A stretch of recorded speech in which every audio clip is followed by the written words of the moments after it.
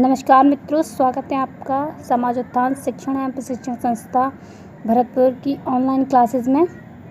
आप वीडियो को लाइक करें, चैनल को सब्सक्राइब करें तथा बेल आइकन को प्रेस करें ताकि जो भी नया वीडियो है वहाँ तक पहुँच जाए। हम क्लास 5th NCERT बुक्स पर्यावरण का चैप्टर 1 पढ़ रहे थे। ये उसका सेकंड पार्ट है। तो इस वाले चैप्टर में हम पढ़ते हैं, देखते हैं क्या है। ज़्यादातर पक्षियों की आँखें उनके सिर के दोनों तरफ होती हैं। पक्षी एक ही समय में दो अलग अलग चीज़ों पर नज़र डालते हैं। जब वे बिल्कुल सामने देखते हैं तो वे केवल एक ही चीज़ को देख सकते हैं। आपने कई बार देखा होगा कि पक्षी अपनी गर्दन इधर उधर घुमाते हैं। आखिर क्यों ऐसा करते हैं? ज़्यादातर पक्षियों की आँखों की पुतली घूम नहीं सकती। वे अपनी गर्दन घुमाकर आसपास की चीज़ों को देखते हैं। जैसे चिड़िया है, कई बार इधर उधर देखती है तो उनकी जो आँखें हैं तो उनकी पुतलियाँ नहीं घूम सकती, इसलिए वो गर्दन को घुमाते हैं। बच्चों, ईश्वर ने हमें कई ऐसी क्षमताएं दी हैं जो पशु पक्षियों से अलग है। हमारे कान अलग हैं जिनसे हम सुन सकते हैं। हमारी आँखें हैं जिनकी पुतलियों से हम चारों तरफ देख तक सकते हैं, अपनी गर्दन को घुमा सकते हैं। लेकिन कई पशु पक्षियों के साथ ऐसा नहीं होता। तो आप अपनी आँखों और उनका प्रयोग करके देख सकते हैं। चील, बाज और गिद्ध जैसे पक्षी हमारे से 4 गुना ज़्यादा दूर से देख पाते हैं। जो चीज़ हमें 2 गज की मीटर से दिखाई पड़ती है वही चीज़ पक्षी 8 मीटर की दूरी से देख सकते हैं। तो चलिए और भी कई मज़ेदार बातें सीखते हैं। बच्चों, सबसे बड़ी बात यह है कि ईश्वर ने हमारी आँखों को इस तरह से बनाया हुआ है कि हम कई प्रकार के कलर्स को पहचान कर बता सकते हैं। लेकिन कई पक्षी और जानवर ऐसे होते हैं जो कि ब्लैक एंड वाइट ही देख पाते हैं। कई जो दिन में देखते हैं वो पशु पक्षी तो कई सारे कलर को पहचान सकते हैं, लेकिन जो रात को देखते हैं वो केवल ब्लैक एंड वाइट के अलावा कोई दूसरे कलरों को नहीं पहचानते। बच्चों, आपने पिछली कक्षाओं में पढ़ा होगा कि कुछ जो पक्षी होते हैं उनके जो कान हैं उन छोटे छोटे छेद होते हैं और वो उनके पंखों से ढके हुए होते हैं। अब आपके लिए कुछ होमवर्क है जो आपको अपनी नोटबुक में नोट करना है। 10 ऐसे जानवरों के नाम लिखो जिनके कान दिखते हैं। कुछ जानवरों के नाम लिखिए जिनकी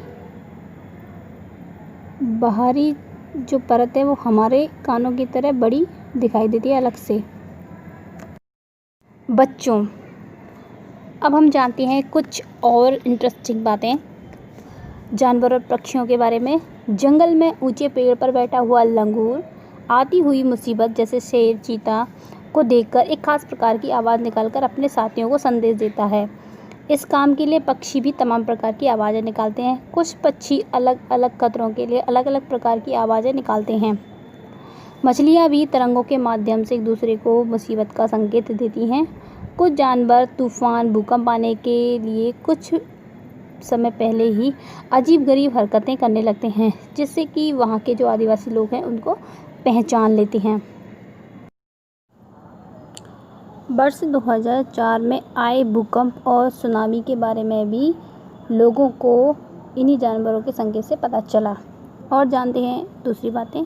स्लॉथ क्या है? एक ऐसा जानवर है जो भालू की तरह दिखता है लेकिन भालू जैसा है नहीं।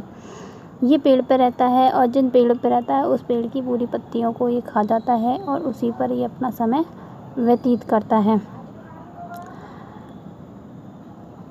अब आगे देखते हैं हम अन्य कई अलग बातें पक्षी और पशुओं के बारे में, सोने के बारे में। अब आपके लिए एक डायग्राम दिख रहा है, उसमें हर एक डायग्राम 2 घंटे के लिए है। ये इसमें बताया है कि कौन सा जानवर कितने घंटे के लिए सोता है। गाय 4 घंटे सोती है पूरे दिन में, 24 घंटे में। अजगर 18 घंटे सोता है। जिराफ 2 घंटे सोता है और बिल्ली कम से कम 12 घंटे तक सोती है। चलिए देखते हैं कुछ और नई बातें। बाघ इतना खतरनाक जानवर है, इसके बावजूद भी आज यह खतरे में है। तो क्यों है? इसका कारण कहीं हम तो नहीं, इसका कारण कोई ना कोई तो है। तो इनकी जो हत्या की जाती है वो क्यों की जाती है? इनकी खाल के लिए। जैसे हाथी के दांतों के लिए उसकी हत्या की जाती है, गैंडे की सींग के लिए, उसके सींग के लिए वो बहुत कीमती होता है। शेर और मगरमच्छ आदि जो सांप हैं इनकी खाल के लिए इनकी हत्या की जाती है। कस्तूरी हिरण को उसकी खुशबू के लिए, उसके पास खुशबू होती है तो उसके लिए उसकी हत्या की जाती है। हमारे देश में आए दिन इनकी संख्याएं कम होती जा रही हैं। हमें चाहिए कि हमें इन सब की रक्षा के लिए अवेयर होना चाहिए, इनका संरक्षण करना चाहिए। Thank you for watching. हम सॉल्यूशन अगले वीडियो में देंगे इस पार्ट का।